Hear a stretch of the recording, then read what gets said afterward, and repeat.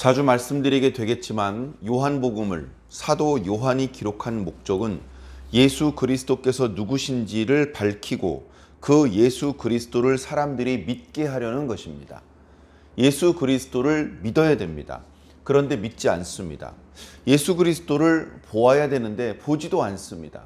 그러면 결국 다 멸망에 떨어질 수밖에 없습니다. 그것을 사도 요한은 먼저 깨달았습니다.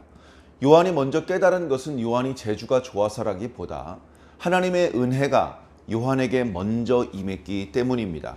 요한은 하나님의 특별하신 사랑과 은혜 가운데 예수님을 영접할 수 있었고, 예수님 가까이서 말씀을 들을 수 있었고, 예수님께서 행하시는 능력을 볼 수 있었으며, 예수님께서 부활 승천하신 이후에 성령을 받고 무수히 많은, 물론 고난도 받았지만 영적인 은혜 체험을 했습니다.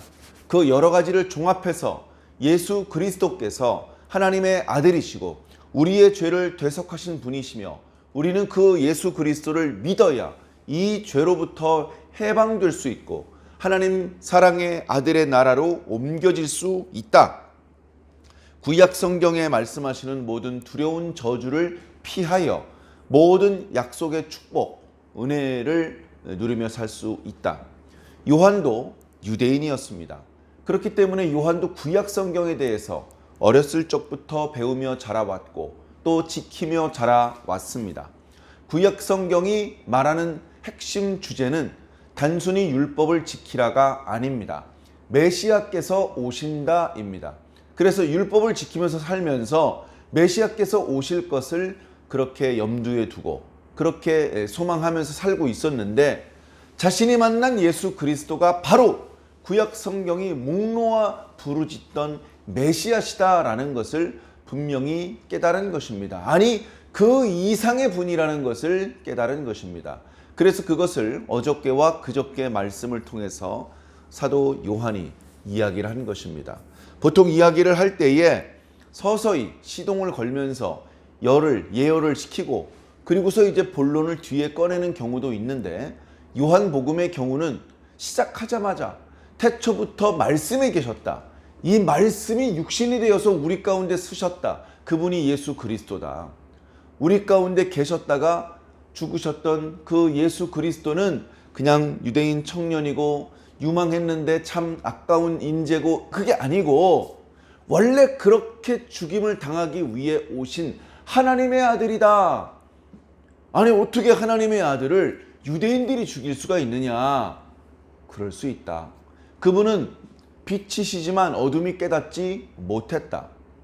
그리고 자기 땅에 왔지만 자기 백성이 영접하지 못했다. 바로 우리 곁에 계셨는데도 알아보지 못했기 때문에 죽인 것이다. 아니, 어떻게 알아보지 못할 수가 있느냐? 어리석기 때문이고 영적으로 어떤 하나님의 아들을 영접할 수 있는 기능이 완전히 무너져 있었기 때문에 그렇습니다. 자기가 자기 아버지를 사랑하지만 자기 아버지가 집에 들어오시더라도 버선발로 뛰어나가서 맞이할 수 없었던 것은 온몸에 기부스를 두르고 있거나 아니면 의식이 오락가락하는 중병에 걸려 있다면, 아무리 사랑하고 존경하는 아버지가 집에 오신다고 할지라도 달려가서 영접을 할 수가 없겠죠.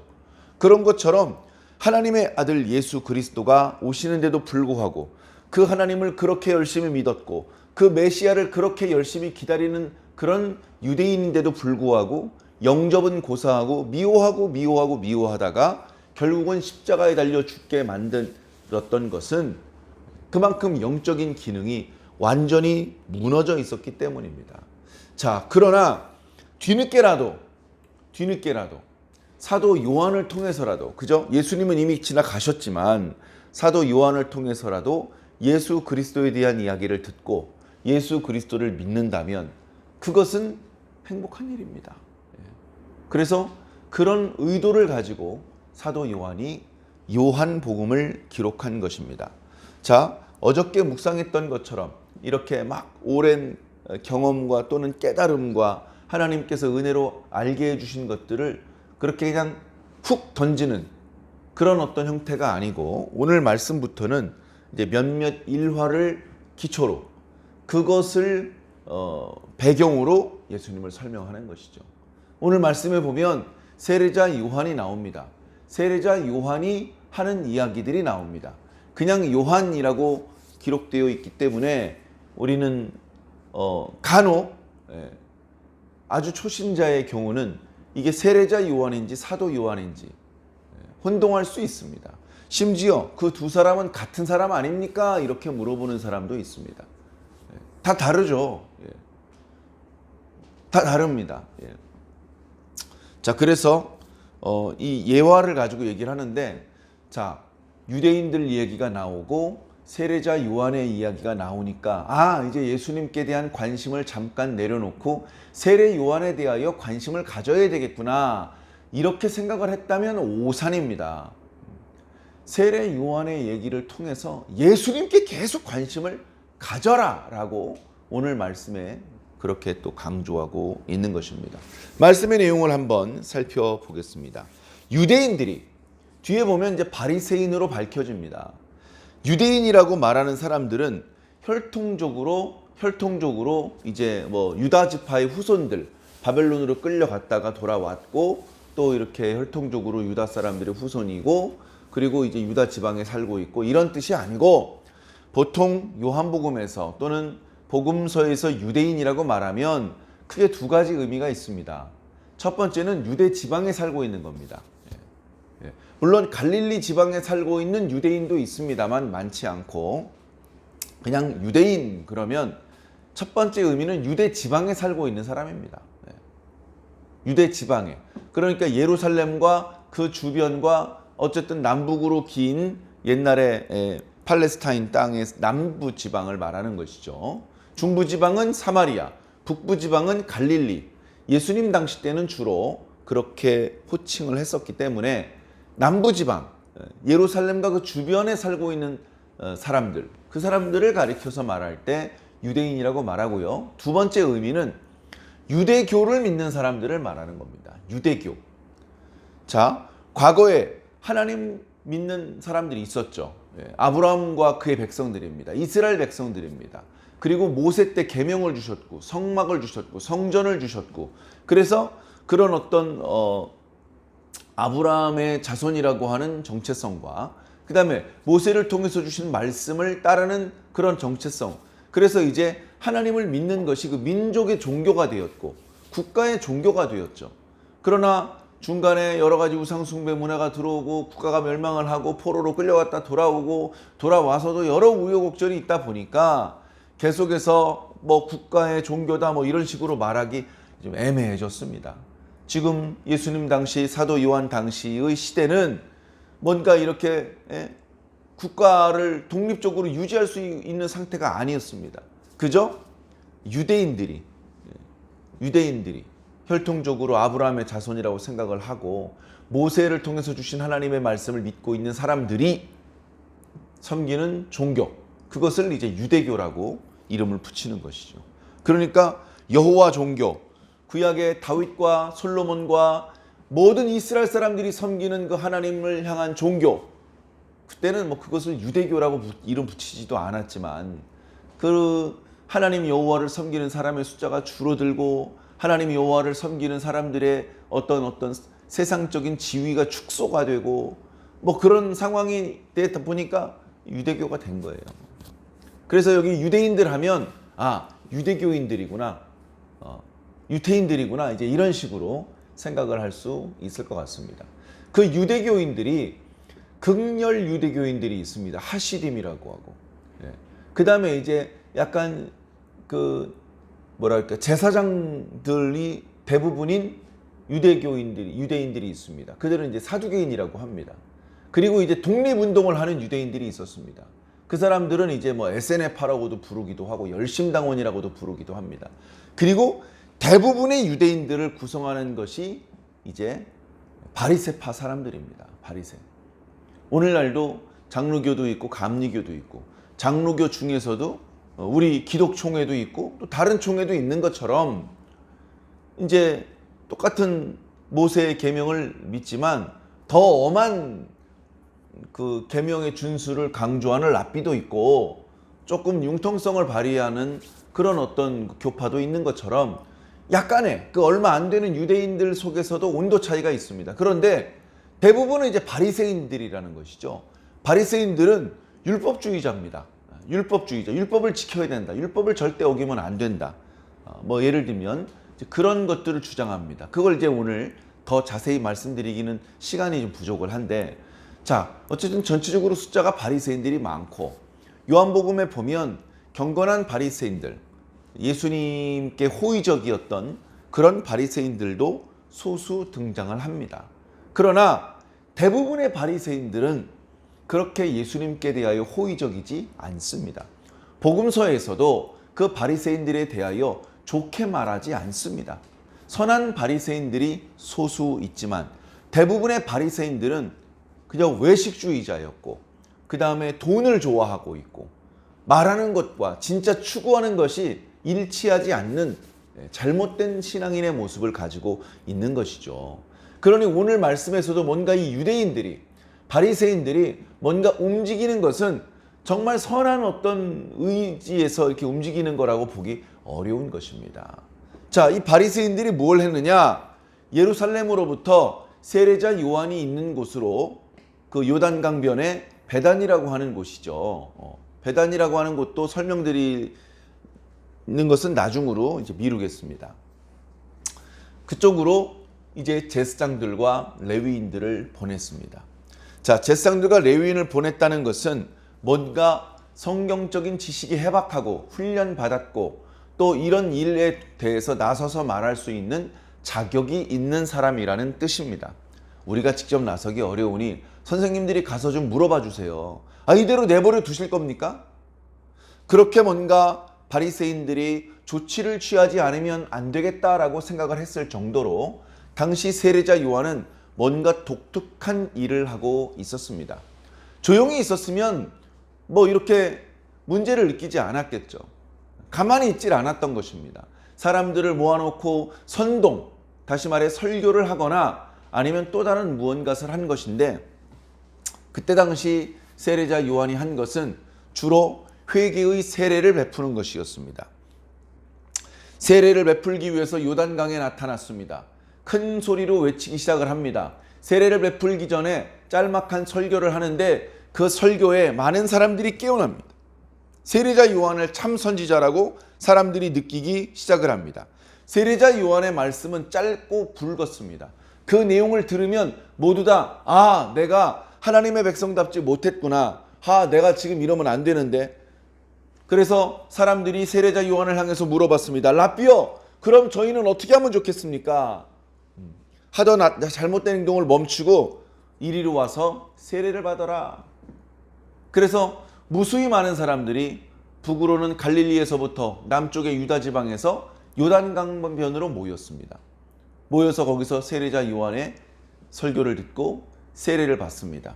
세례를 받으면 사람들 마음이 상쾌해지고 뭔가 자신의 죄가 씻어진 것 같고, 그렇게 뭔가 하나님의 백성으로 정직하고 성실하게 살아야 되겠다고 하는 열망을 가지고 돌아가게 되었습니다. 그런 어떤 세례자 요한의 활동이 사실은 유대 사회에 아주 긍정적인 어떤 모습을 많이 보였습니다. 유대 사회를 아주 밝게 만들고 희망적으로 만들고, 사람들이 게으르고 또 부정적이고 냉소적이고 염세적인 그런 어떤 사고방식과 어투가 다 사라지고 긍정적인 마음을 가지게 되었던 것이죠. 자, 세례자 요한이 그런 활동을 했던 이유가 있습니다. 그것은 세례자 요한이 나를 보아라, 나를 믿어라, 내 발 아래 무릎을 꿇어라, 나에게 돈을 들고 나와라, 이런 이야기를 하기 위해서 하는 것이 아니었습니다. 세례자 요한이 그렇게 광야에서 목 놓아 외쳤고 사람들에게 세례를 베풀었던 목적도 사실은 사도 요한이 요한복음을 기록한 목적과 동일한 것이었습니다. 그것은 바로 자신을 보지 말고 예수 그리스도를 보라, 자신을 믿지 말고 예수 그리스도를 믿어라, 이거를 말하고 싶어서 이런 행동을 했던 것입니다. 이런 행동을 한다고 돈이 생깁니까? 이런 행동을 하면 옷이 생깁니까? 오히려 사람들에게 오해를 사고 미움을 사고, 그래서 결국 세례자 요한도 순교를 당하지 않습니까? 행복하게 사는 것은 아닙니다. 안락하게 사는 것은 더더욱 아닙니다. 그러나 이것은 하나님의 뜻을 이루는 방법입니다. 자신이 원해서 내가 생각해 보니까 메시아가 좀 이따 올 것 같은데 내가 뭔가 해야 될 것 같아.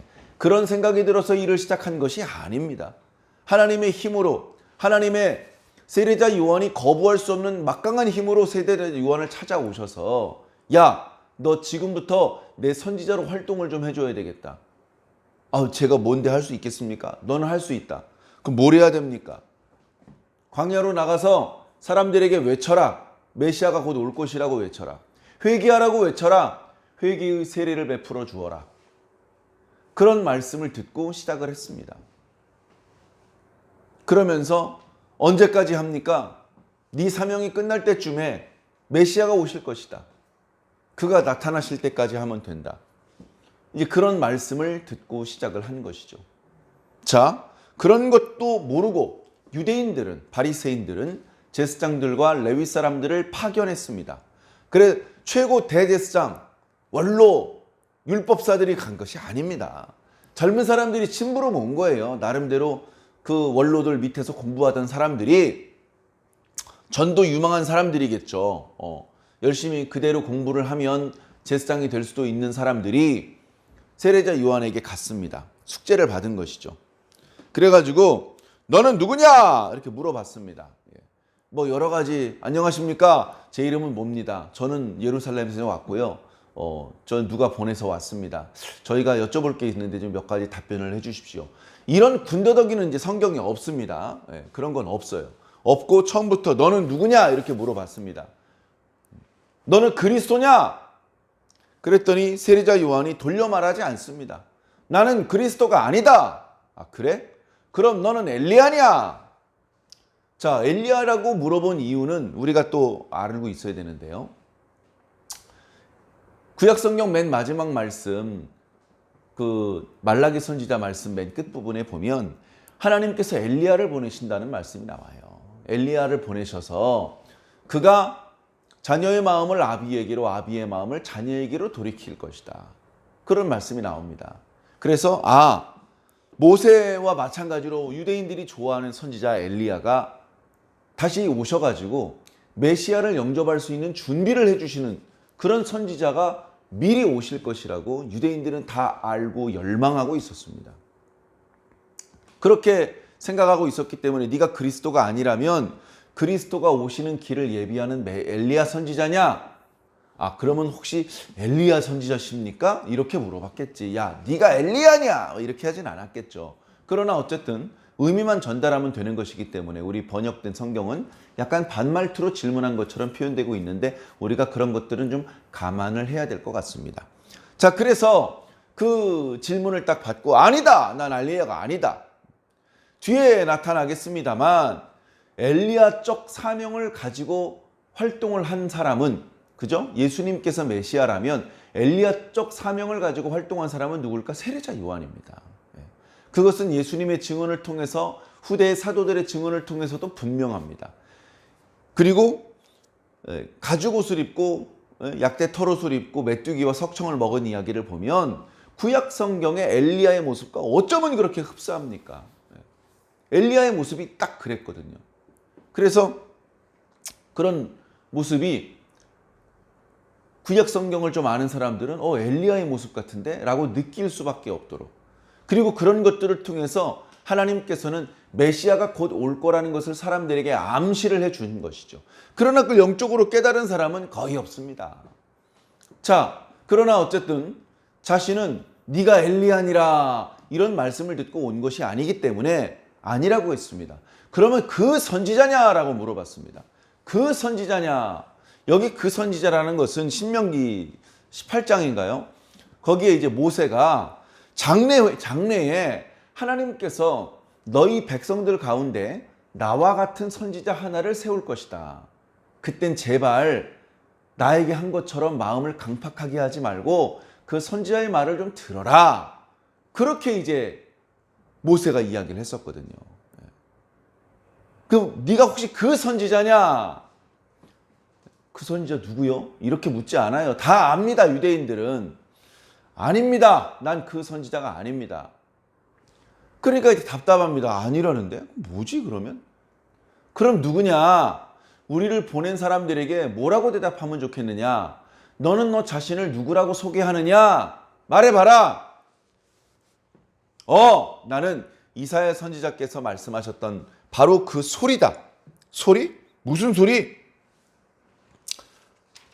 주의 길을 곧게 하라고 광야에서 외치는 자의 소리다.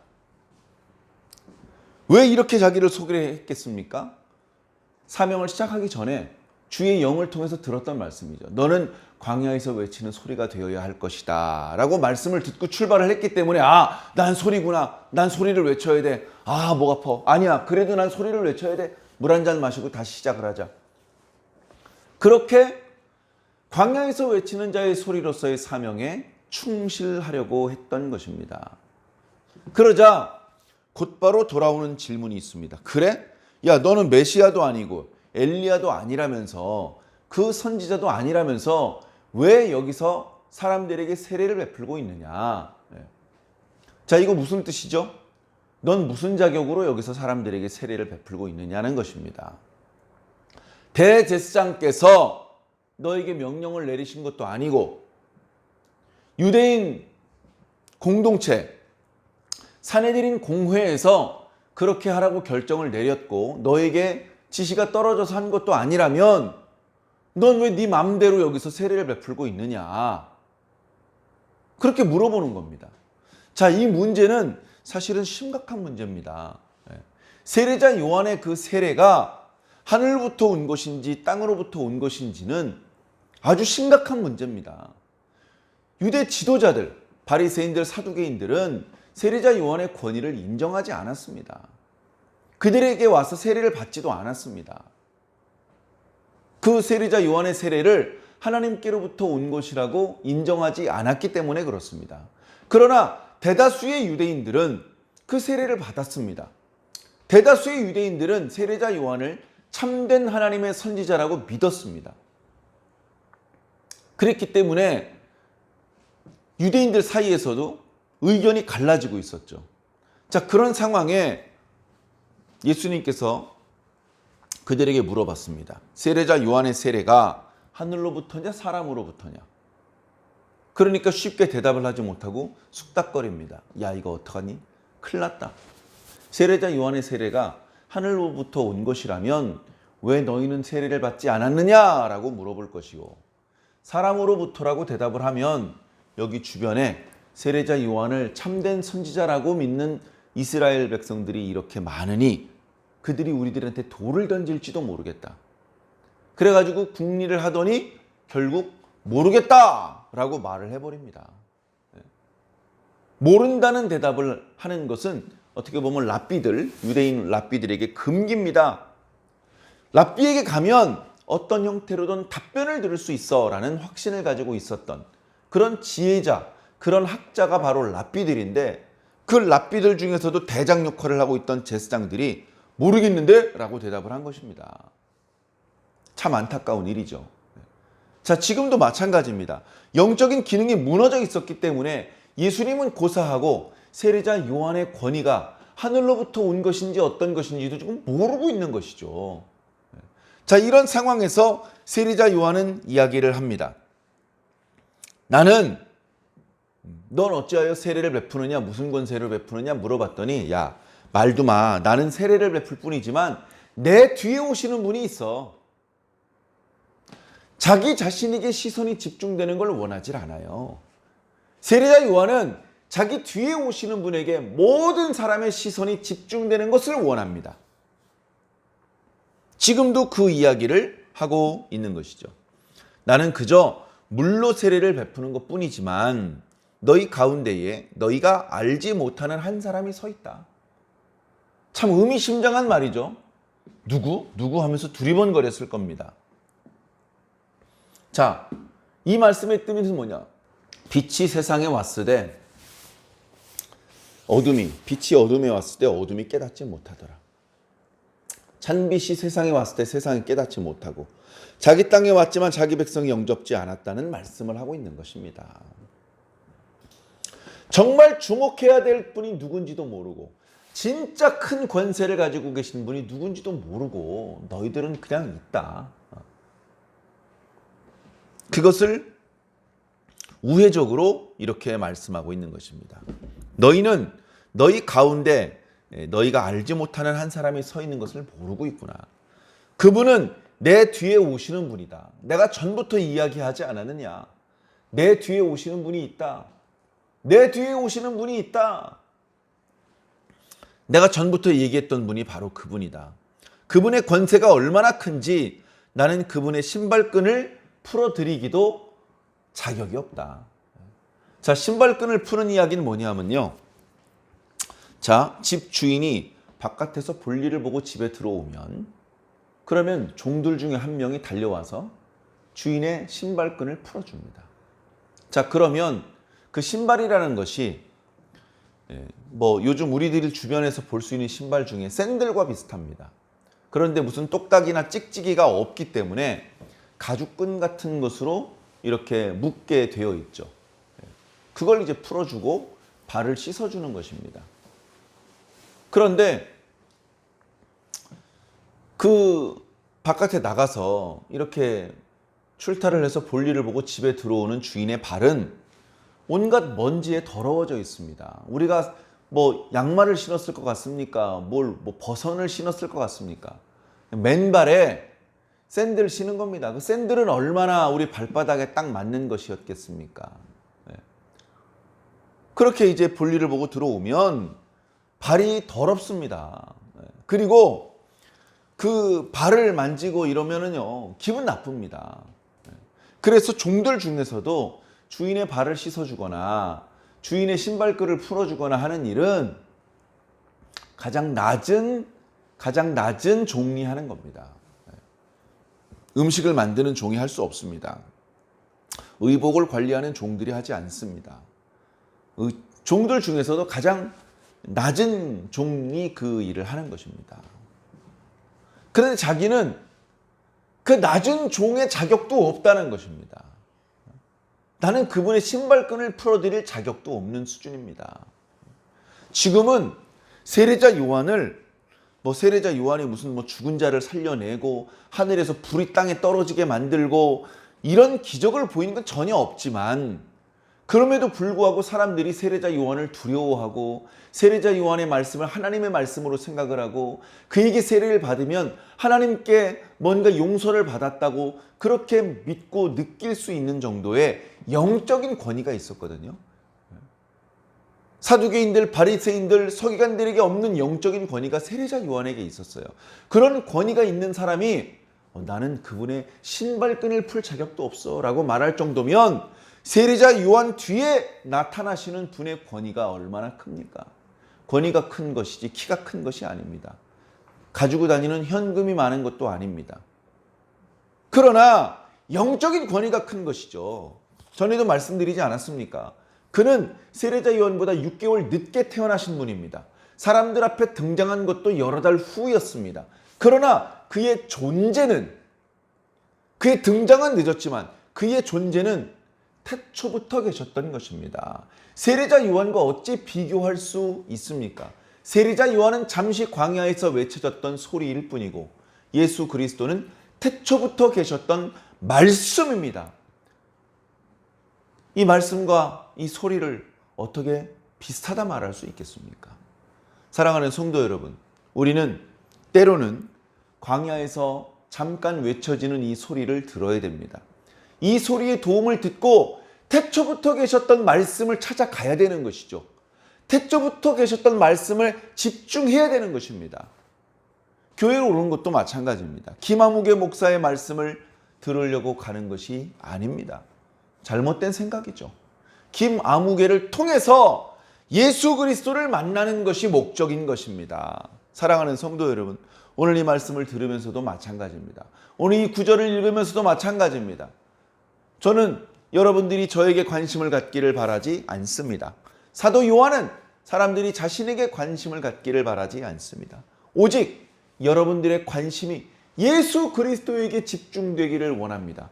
그분이 누구신지 알기를 바라며 그분이 무엇을 하셨는지 알길 바랍니다. 그래서 그분을 믿으시고 그분을 통해서 구원을 얻게 되시기를 바라는 것입니다. 사랑하는 성도 여러분, 계속해서 요한복음 말씀 묵상을 통해 예수 그리스도에 대해서 우리가 듣게 될 때에 그분을 온전히 믿으시고 그분께 더 가까이 나아가실 수 있는 저와 여러분들이 꼭 되기를 예수님 이름으로 간절히 축원합니다. 아멘.